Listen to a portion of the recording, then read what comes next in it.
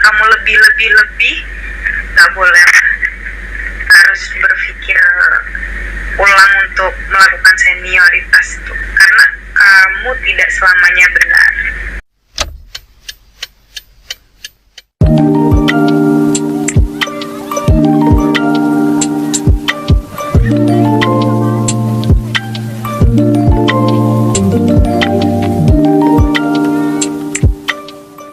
Halo cecesku, dongan-donganku, konco-koncoku, sedulur-sedulurku, daeng-daengku, pakcik-makcikku, dari Sabang sampai Merauke dan tentunya masih berdomisili di planet bumi kita ini, dan terkhususnya di negara kita yang kita cintai, Indonesia Raya. Kembali lagi di channel kita Asbun Asal Bunyi bersama saya Musang Muka Sangar. Ya, hari ini cecesku kita mau coba untuk bincang-bincang santai lagi di aplikasi Sol. Siapa tahu ketemu teman-teman yang asik kan, kita sharing-sharing, ngobrol dan segala macam lah. Oke cecesku, tanpa berlama-lama lagi, mari kita berbasa-basi. Jangan lupa like dan subscribe-nya dulu ya. Di sini nih cecesku, kita akan memakai aplikasi Sol untuk mencari teman-teman yang ada di dunia ini. Aplikasi Sol ini sangat bermanfaat untuk cecesku sekalian. Kalau cecesku pengen mengetahui sejauh mana aplikasi ini bekerja atau fitur-fitur yang ada dalam aplikasi ini, silakan cecesku lihat di video kita nanti. Ada kita buat nanti tentang nge-review aplikasi Sol ini. Oke cecesku, ini kita coba mencari-cari untuk kawan-kawan kita. Siapa tahu ketemu kawan-kawan kita yang enak diajak bicara. Dan tentunya saya juga tidak akan lupa untuk mengingatkan cecesku kalau aplikasi ini sangat recommended untuk melatih public speaking kita, untuk mengasah kemampuan kita berbicara dalam bahasa Inggris. Ini juga sangat bermanfaat. Oke cecesku, sekarang mari kita coba mulai. Hello. How are you? Oh, I'm good. How about you? Not bad. Okay. Where are you from? Do you know China? China. Yes, Yeah, I know. I'm from China. Oh, okay. How about you? Oh, I'm from Indonesia. Okay. You know Indonesia? Yeah, I know. Okay. You know Bali? Yeah? Yeah, I know. So, So you still here? yeah, I stay in Bali. I'm living in Bali. Oh, great. Yeah. Pulau Alright. Dewata.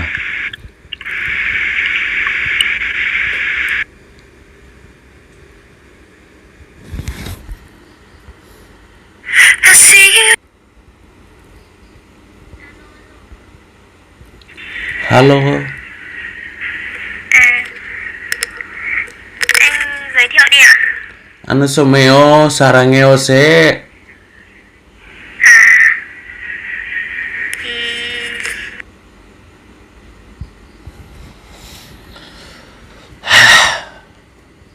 Harus sabar-sabar, Cesku. Ingat, kesabaran itu kuncinya. Oke?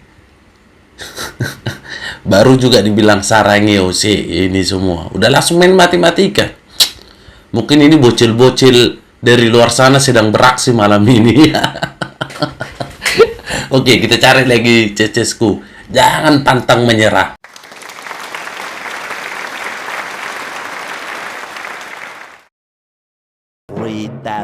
Years later. udah lama jadi konten creator, so Belum lama. Baru aja sih. udah ketemu yang aneh-aneh. Ya, sering ketemu cowok juga ngomongin aku pakai bahasa kotor gitu. Banyak ragam lah. Tapi untungnya bukan dari negara kita. Oh, dari negara lain, Vietnam. Ya aku nggak tahu, dia sih ngakunya dari Kanada kan. Oh,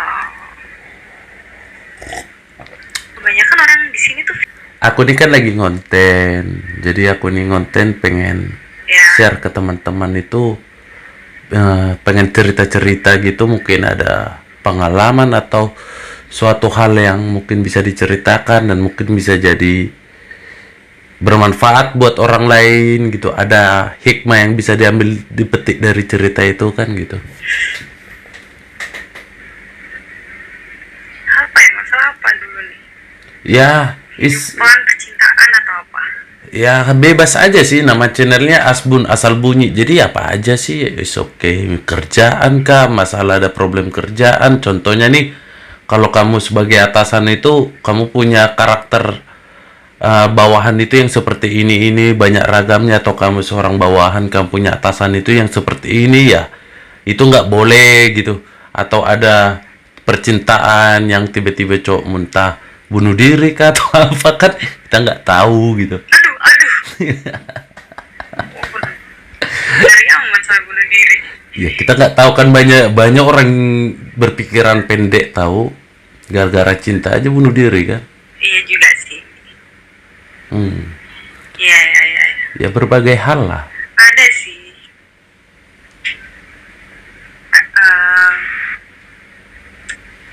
Aku tuh orangnya gabut gitu kan. Jadi kayak sering cari-cari aplikasi buat ngobrol lah, aplikasi dating gitu. Nah, kebanyakan cowok-cowok di dating apps ini kenapa gitu pada suka ngeghosting, tau gak sih? Mereka tuh kayak pengen kenalan, tapi setelah kenalan dan ketemu gitu, mereka pasti hilang. Gitu gak sih? Kamu juga pernah gak kenalan sama cewek di dating apps gitu? Oh, jadi kenalan nih lewat aplikasi, terus ketemuan, tiba-tiba setelah ketemuan dia menghilang gitu. Iya. Kenapa ya sering kayak gitu? Oh, Padahal muka aku di aplikasi sama nyata tuh nggak beda-beda jauh gitu. Setiap aku mereka di chat seru-seru aja, tiba-tiba setelah ketemu hilang. Kayak nggak habis pikir aja. Kenapa? ya nggak sesuai dengan imajinasinya mungkin. Waduh. Ya dia berharapnya ketemu cewek yang seperti ini, mungkin bodinya yang kayak gini atau yang wow gitu. Ya kita nggak tahu kan. Ya kalau dia mau niatnya mau cari teman atau mau nambah teman atau segala macam kan, dia nggak harus memandang sesuatu hal. Ya dia tuh tulus aja kan. Seharusnya sih gitu ya. Tapi kenapa yang aku temuin tuh pada suka ghosting, pada suka ngilang gitu, kayak setan. Maksud aku tuh kalau ketemu ya jadi temen lah minimal, kan bisa ngobrol gitu. Tapi enggak, sekali ketemu terus dia hilang gitu, tanpa alasan apapun. Yang gitu ya, laki-laki yang pada main dating apps. Cewek tuh kalau udah ngajak kalian ketemu, tandanya mereka tuh pengen temenan sama kalian. Mereka percaya sama kalian, hanya malah di ghosting. Rasanya anjing banget. Ya gimana ya, aku juga nggak pernah ngalamin hal itu ya. Ya kalau aku sih ya namanya berteman ya, mau kayak manapun ya aku nggak akan memandang dari segi dia mau good looking kah atau enggak, ya tulus aja kan. Ya namanya juga berteman gitu.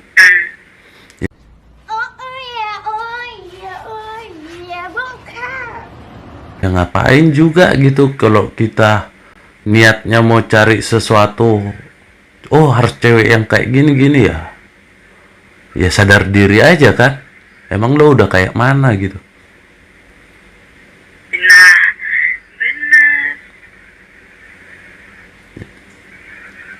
Jadi Jadi nggak mau sekarang main dating apps. oh, jadi kenapa rupanya harus main dating dari aplikasi gitu rupanya? Emang nggak ada rupanya yang gimana ya, yang menurutmu itu ya tanpa dating app aja pun ya is okay gitu. Emang nggak ada? Karena aku tuh ini agak dari pagi sampai malam, dan setiap hari tuh ketemu orang-orang kantor. Sedangkan aturan di kantor tuh nggak boleh ada hubungan di dalam kantor gitu loh. Oke. Jadi ya terpaksa berkenalan dengan orang secara online, ngobrol-ngobrol gitu, ngobrol-ngobrol santai. Maksudnya sih cuma berteman ya, kalau lebih kan itu bonus. Iya, benar. Cuma ya gitu, kalau udah ketemu tuh pasti hilang. Kayak why? Apa yang salah dariku? Itu dia. Dia tuh ya dia berimajinasinya tinggi kali. Dia tuh pengennya kayak gini, ini ya. Apalagi, dan aku pun bingung juga ya. Karena kamu sedari awal juga kayak foto nggak filter-filter amat gitu. Kamu juga ngomongin, aku ini loh aku sebenarnya gitu. Sebelum ketemu juga kamu udah pasti tentunya udah ceritain itu kan? Pak, iya pasti udah ngobrol dulu. Nah, Pasti udah cecetan dulu. ya aku pun bingung tuh mau kayak mana yang bilangnya. Tapi ya itunya lah. Mungkin kalau kawan-kawanku nih ya yang lihat rekotan ini nih ya, ngobrol kami nih, nah, yang sering nengok aplikasi dating, ternyata cewek itu nggak sesuai harapan kalian, janganlah kalian seperti itu. Kasihan tahu cewek itu, dia tuh udah kayak nyaman sama kalian gitu, dia udah percaya sama kalian, tiba-tiba kalian menghilang gitu tanpa sebab atau apapun. Ya lebih baik ya kalau mau pergi ya bilang aja gitu terus terang, kan gitu. Udah aku sampaikan sama kawan-kawan Iya, kita. bilang aja kamu tuh nggak sesuai ekspektasi aku, gitu kan enak ya. Iya. Tiba-tiba hilang, kayak bingung. Ya, heran lah. Jadi karena kerjaan ya, jadi membuat kamu itu kayaknya gak ada waktu untuk kayak bersosial gitu dengan dunia luar gitu ya. Betul. Nyaman nggak? Kau ngerasa nyaman nggak di tempat kerjamu itu? Nyaman sih. Kalau nggak nyaman nggak sampai 6 tahun juga aku kerja di sana kelihatannya. Oh, udah 6 tahun ya kerja di sana ya? Lama.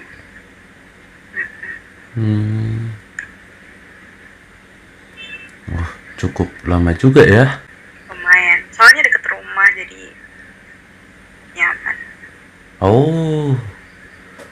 Tapi lihat kalau lebih jantannya sih si cowok itu kalau ketemuan gitu ya udah datang ke rumah. Itu cowok yang menurutku yang bertanggung jawab. Kalau misalnya nanti kalau kenal ya, kenalan lagi dengan aplikasi date kayak gitu ya, coba dia suruh datang ke rumah. Kalau dia berani datang ke rumah berarti dia udah bertanggung jawab. Jangan ketemu di luar. Oh iya bang, dicatat bang.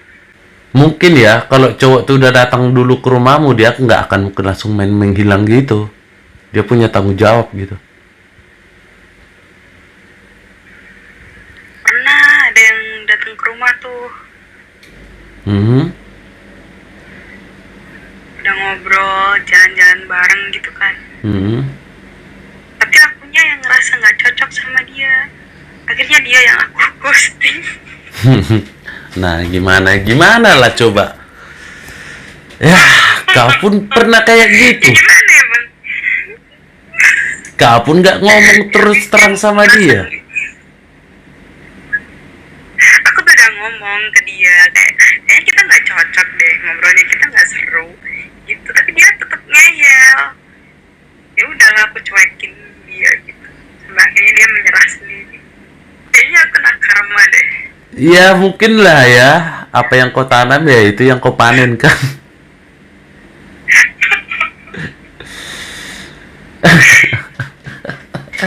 Kukiranya kau nggak pernah gitu. Kau pun udah pernah rupanya. Aduh, hai. Ya gitu. Ya, kalau aku tanya usia sih itu terlalu privasi ya. Ya, mungkin aku nggak nanya itu lah. Selain itu ada nggak sesuatu mungkin suatu pengalaman yang mungkin yang bisa diceritain nih selain di ghosting ini tuh? Maybe kerjaan atau pernah punya karyawan atau bawahan yang karakternya seperti ini, lo pusing ngadapinnya atau gimana gitu? Kalau untuk kerjaan karena udah jadi pro ya, 6 Yes. tahun di sana, jadi sama sama anak-anak tuh biasa aja. Kalau ada yang nyeleweng udah tahu maksudnya gimana cara ngadepinnya. Cuman ya emang kalau karyawan tuh dibilangin sekali 2 kali tuh manut biasanya. Tapi tetep terakhirnya balik lagi kayak gitu. Belum ada solusi sih buat karyawan yang agak gitu. Yang pernah aku alamin tuh bukan dianya yang sok kerja keras atau gimana gitu.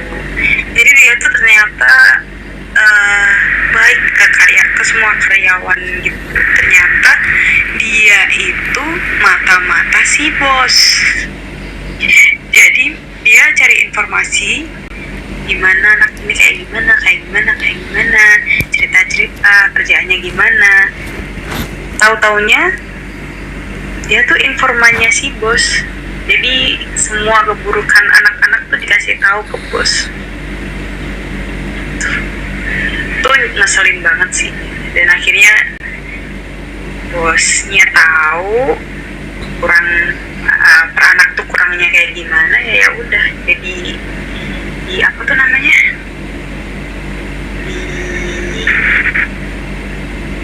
di apa ya, kayak dikasih surat peringatan gitu Oh, sama si bos. Jadinya gara-gara si ini orang tadi yang ngasih tahu kurangnya kerjaan di setiap kantor, dikira temen ternyata bukan. Itu ngeselin banget sih. oh, Sampai hampir semua anak gitu sih. sampai sekarang dia masih ada di lokasi tuh, di tempat itu. Masih. Wah, dibenci dong. Dan udah jadi ini sih. Iya dong, pasti dijauhin. Wah,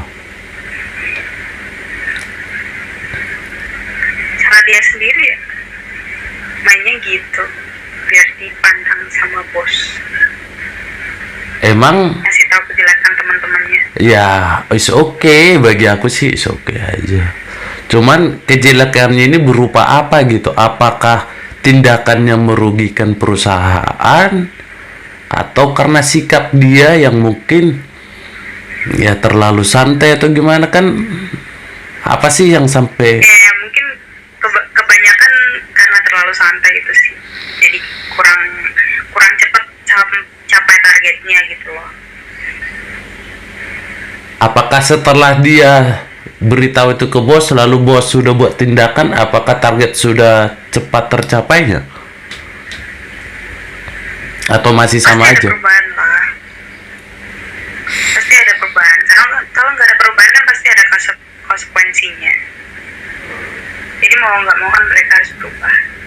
Sebenarnya baik, tujuannya tuh baik menurut aku. Cuman ya gitu, agak ngeselin aja. Ternyata informannya si bos gitu. Jadi anak-anak tuh kayak, anjir kenapa gue kemarin cerita gitu loh jadinya. Oh, Tahu gak sih? kalau bagi aku sih kalau kayak informan gitu ya tujuannya baik, intinya kalau bahwasanya itu tidak merugikan ini ya ibaratnya produksi ya is oke, nggak perlu dilaporin juga. Tapi kalau memang misalnya itu merugikan perusahaan ya memang harus segera dievaluasi kan. Jadi ya mungkin kalau kita pun sebagai orang atasan yang mungkin karena kita atasan sibuknya kayak meeting sana sini ini, jadi kita nggak sempatin waktu untuk memantau produksi, ya kita butuh orang yang bisa dipercaya kan untuk memantau di lapangan itu seperti apa. Ya tapi tetap ngeselin menurut aku tuh. Yang ngeselin ya tetap Dia kayak nggak kelihatan sama sekali gitu, kayak friendly peduli ke semuanya aja gitu. Yang ditutupin ternyata. Cuman sebenarnya bosnya juga nggak minta informasi dari dia juga, dianya sendiri yang emang mau cari muka gitu. Oh, kalau seperti itu sih bagi aku sih gimana ya? Kecuali dia dikasih beban tanggung jawab itu ya is okay aja kan. Tetapi kalau dia sendiri yang bongkar keburukan kawan supaya dia itu dipandang bagus oleh atasannya, itu yang bahaya. Sampai mengorbankan orang lagian. Itu sih musuh dari musuh lah di lingkup kerja. Ya, kayak gitu. Ibarat kata ya pengkhianat kawan gitu. Iya. Ada ya kayak gitu. Kalau aku sih ya sama mungkin ya gitulah respekku sama dia, nggak ada respect lagi. Ya aku nganggap kau ini sebagai orang yang picik gitu. Betul.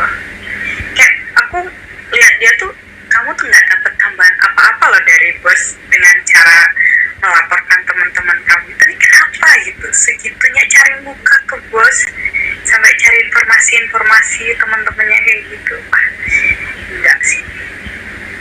Untung aku nggak terlalu kenal sama orang itu, jadi ya cuma tahu ceritanya aja. Kasian sih anak-anak. Ya kasihan dong, ibaratnya nggak sampai ada korban gitu kan. Iya, iya. Gara-gara tindakan yang seperti itu, ibaratnya sok gimana lah, paling mantap lah ya. Sama gue paling benci sama orang-orang kayak gitu. Aku sih dalam benak aku nih ya. Ketemu sama orang kayak gitu. Oh, gimana? Pernah ketemu sama orang yang sok cari muka gitu. Pernah ketemu. Ya, gimana ya? Respon aku sih ya cuek aja. Aku sampai pernah ngomong gitu sama teman aku yang kayak gitu. It's okay kau mau cari muka atau mau ini, bagiku tuh nggak ada masalah. Kalau orang mau cari muka itu wajar, artinya dia pengen berkembang, dia pengen ini. Tapi cari muka lah dengan menunjukkan prestasi, dengan menunjukkan bahwasanya kau tuh lebih daripada yang sepertimu gitu, yang sederajat seperti kau itu, kau lebih menonjol gitu. It's okay. Ya, ya. Jangan sampai menimbulkan korban atau enggak bukan kerjaanmu itu kerjaan temanmu, tetapi kau klaim dengan atasan itu kerjaanmu gitu. Nah itu yang bagiku itu yang sangat parah, bullshit gitu. Aku mau cari muka ya silakan, tapi dengan benar-benar dengan menunjukkan kinerja, etos kerjamu gitu, bukan karena kau itu cari muka di depan atasan kau itu terlihat perfect, tetapi di belakang kau itu sempoyongan gitu.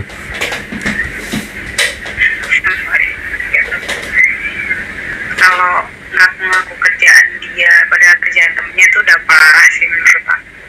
Ya kan, tapi ada orang yang seperti itu kan.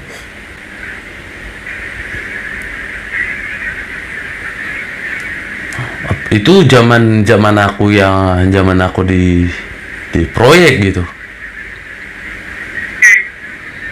Apalagi kami di proyek itu kan gimana ya, hidup di proyek ini unik benar, tapi dari proyek itulah kita itu ditempa menjadi seseorang yang berkarakter, seseorang yang lebih dewasa lah dalam dunia kerja itu. Saya itu gimana? Uniknya kayak gimana? Gimana ya? Kalau kamu itu ibaratnya orangnya, kamu nih orang baru nih, kan? Terus kayak kamu ini kan kadang yang selevel dengan kamu jabatannya itu, ya mungkin kayak kamu ini kayak dimanfaatin tau. Kayaknya ada senioritas gitu kan, kamu disuruh-suruh nih. Sana sini. Padahal secara organisasi kerja kalian itu sama haknya, sama, skup kerjanya itu sama. Iya, iya. Tetapi dia itu kayak, oh, I'm the boss gitu. Kau anak buahku gitu. Itu tuh sampai aku tuh sampai orang tua loh. Itu mungkin aku tuh seumuran anaknya, tapi ya hidup di proyek itu keras bro. Kau lembek nggak bisa, kau lembek dimanfaatin, kau berani, orang nggak akan berani manfaatin kau gitu. Tapi berani itu dalam jalur yang benar, bukan berani dengan tindakan anarkis ya. Iya, iya, iya. Ya aku berani gitu, aku ngomongin maksud bapak ini seperti apa. 1-2 kali oke, saya perhatikan, saya manut-manut aja. Tapi ini nggak boleh seperti ini, tak bilangin di depan bosku loh, tak bilang gitu. Pas kami bertiga di situ lagi ngopi-ngopi santai kan, tak ngomongin gitu. Tanya bos kita Langsung nih. di depan bos tuh. Langsung itu aku fair-fairan orangnya gitu. Masuk bapak apa gitu. Kita kan jabatannya sama nih, skup kerjanya juga udah jelas. Yang mana bagianku, yang mana bagianmu, dan jabatan kita sama gitu. Kenapa saya harus mengerjakan bagianmu? Padahal itu kerjaanmu. Selama ini saya diam, tapi saya udah nggak mampu lagi kayak gini. Tak bilangin gitu. Mau kamu apa? Jadi Terus bapaknya gimana tuh? gimana? Bapaknya gimana tuh? Ya setelah saya ngomongin itu mungkin dia merasa malu kali ya dengan diri dia ya. Tak bilangin juga, hati-hati loh pak. Mungkin kamu ini seusia bapak aku loh, tapi namanya di tempat kerja, ya nggak ada memandang usia kan? Ya memandang dari levelnya, jabatannya gitu. Ingat pak, kamu itu punya anak sebesar saya. Gimana kalau anak kamu digituin orang? Apa perasaanmu? Nggak enak kan? Jadi jangan kau taruh gitu, gue bilang. Ujung-ujungnya dia ngaku salah kok. Ya saya salah ini. Ujung-ujungnya ya sejak diomongin kayak gitu ya baik hasilnya gitu. Apalagi depan bosnya langsung tuh. Ya depan bosnya langsung kan. Jadi iso lebih enak terang-terangan aja gitu. Iya, iya. Sejak saat itulah ya kerjaan pun udah enak. Dia pun nggak sembarangan lagi nyuruh-nyuruh ini nih. Sampai aku tuh bikinin kopi, bikinin ini, beliin rokokku. Ya Tuhan, aku ini kayak babu tahu gitu. Siapa sih yang tahan? Kan inilah kita ini. Gara-gara senioritas ini kita nggak menghargai orang jadinya.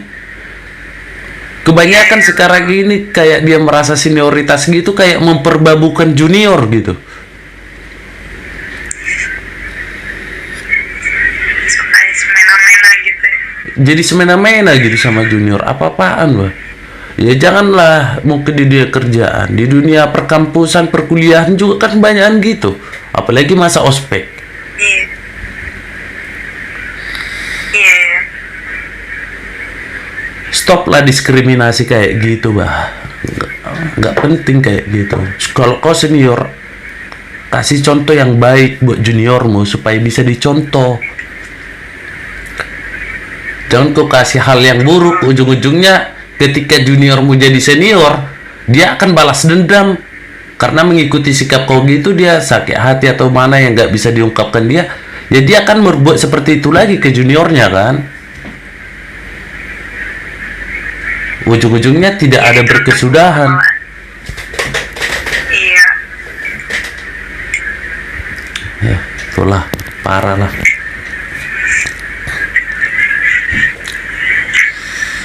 Ya, tapi senior dan junior ini di Indonesia kayaknya emang belum belum terselesaikan, masih terus berkelanjutan. Iya. Habis-habis juga. Dari segala aspek lah, dari segala aspek pekerjaan, pendidikan atau dimanapun, bahkan di keluarga sekalipun ya masih ada hal seperti itu. Kalau anak paling bungsu ya nggak boleh buat keputusan, nggak boleh ini, manut-manut aja kan. Iya betul. Iya. Iya. Sampai di keluarga jadi kayak gitu. Iya. Itu yang apaan sih, ini nggak perlu kayak gini. Kamu anak bungsu? Oh tidak, saya anak pertama. Senioritasan juga nih? Tidak. Tidak, bagus. Kalau aku jujur aja, aku bukan orang tipe orang yang munafik ya. Bagi aku itu ya gitu. Kalau ada suatu keputusan di keluarga kami atau suatu gitu, aku tuh nggak mau kayaknya ngambil suara. Oh ini harus kayak gini loh, ini harus kayak gini. Apa yang ngomongin itu harus ini. Tak bilangin dulu. Menurutmu gimana? Menurut aku gini bang, kata ini. Menurut kamu paling bungsu ini. Yang di bawahku gini. Nah itu yang aku simpulkan. Gimana yang dari 3 masukan ini, itu yang aku oke, dari sekian ini bagaimana kalau seperti ini. Bukan kalau artinya bagaimana, berarti kan masih minta pandangan kan. Ya. Kalau harus seperti ini, itu berarti nggak bisa ditentang lagi gitu. Ya makanya ya, di keluarga aku nggak jalan konsep senioritas itu, nggak ada. Bagus nih, harus dicontoh. Ya banyak keluarga yang mungkin ya seperti itu konsepnya. Cuman tapi masih ada sebagian kecil gitu. Kalau kamu anak keberapa? Aku tengah-tengah sih, aku anak ketiga. Oh. Dari 4 bersaudara. Masih ada sistem senioritas gitu? Kebetulan masih ada.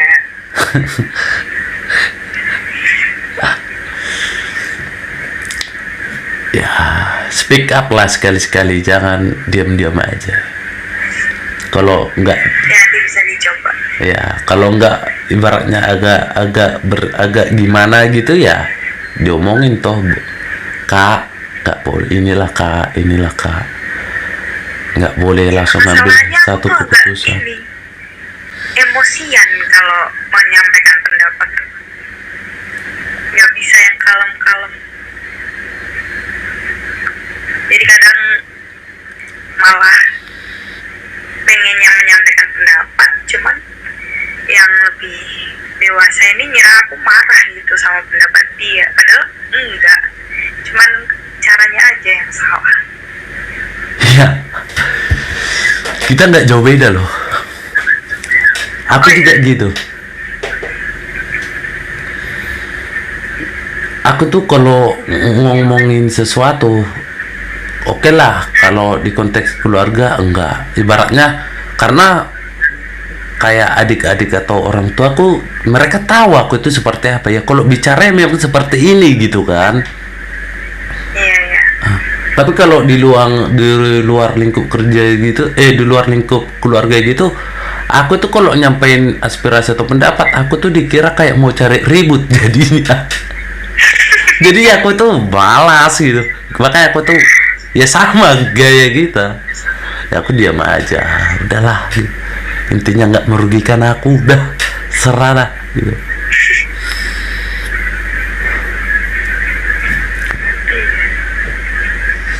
Dibilang marah-marah padahal enggak, cuma menyampaikan pendapat, cuma nadanya emang agak tinggi gitu, agak susah sih. Kayaknya itu udah menjadi karakter ya. Iya, Jadi tidak bisa diubah. iya susah kayak ngubahnya gitu. Aku udah pernah coba, jadi aku malah merasa gak nyaman dengan diri aku loh. Tiba-tiba jadi kalem gitu kan, malah aneh. Kalau jadi kalem tuh aku ngerasa kayak nggak didengerin gitu loh. Oh gitu. Iya, makanya pakai nadanya agak tinggi biar didengar. Tapi kadang orang nangkepnya salah. Oh.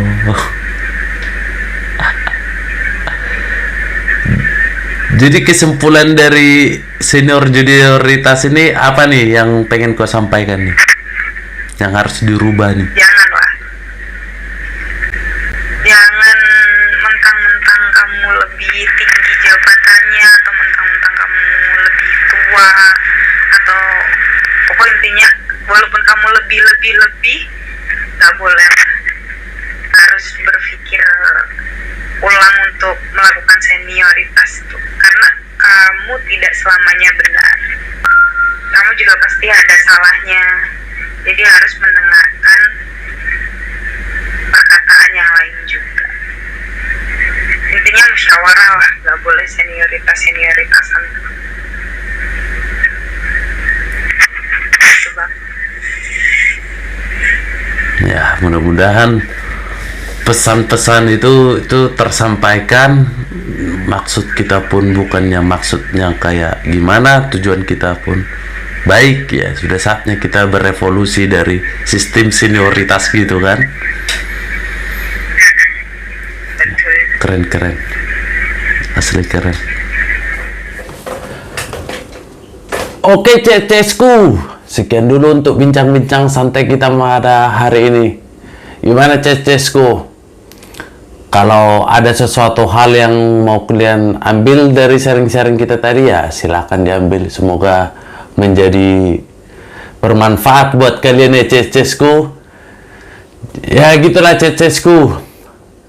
Enaknya dalam bermain aplikasi Soul ini kan. Udah kalian tengok kan tadi kan? Gimana? Enaknya? Enak nggak? Enak nggak? Pasti enak dong. Oke lah cecesku. Mungkin sekian dulu untuk konten kita hari ini ya cecesku.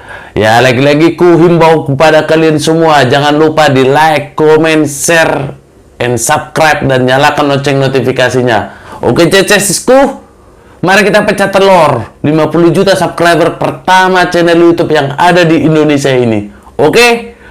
Wak makan salak, tak di subscribe palaklah awak. Sekian dan terima kasih.